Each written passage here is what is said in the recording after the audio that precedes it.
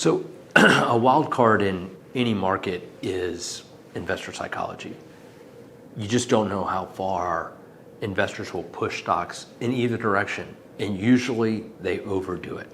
So they overshoot on the upside, pushing stock prices beyond what their valuations really should be. And then they usually oversell on the downside, giving investors tremendous opportunities to buy low. So it's interesting to say, where are we today in investor psychology? And I'd say much like the allegory that Ben Graham, Warren Buffett's teacher, would use about Mr. Market, and he would say he tended to be a manic depressive. I think that's true. So you back up a year ago, investors were in the doldrums selling stocks en masse.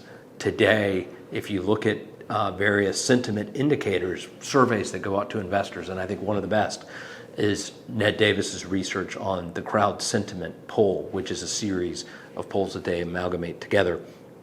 But it's at a very high level. And they've done some great research on that once you get to that level, the future returns from that point in time tend to be low. And to me, Mr. Market seems, again, really excited about the state of things. We've had this melt up in stock prices. Again, looking broadly at the U.S., you're trading at 20 times earnings. That's well above normal.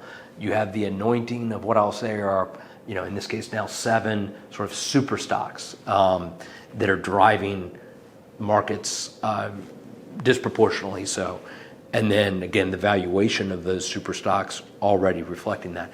It was funny to me, if you think about the last, 12 to 15 years, how I'll say simple phrases seem to undergird the market and continue to sort of drive it higher. One of them was don't fight the Fed.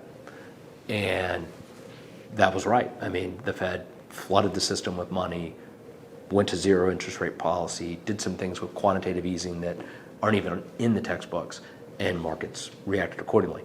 So why isn't the opposite true? Again, they're withdrawing money dramatically from the money supply, and they've ratcheted up rates dramatically.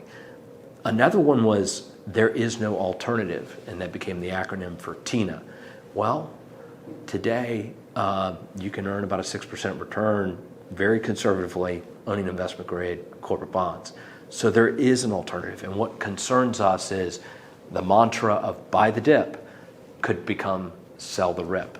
And so again, be cautious, take advantage of where the market stands today, sell some of that exposure into the strength, and bolster your reserves to survive with ease an economic storm.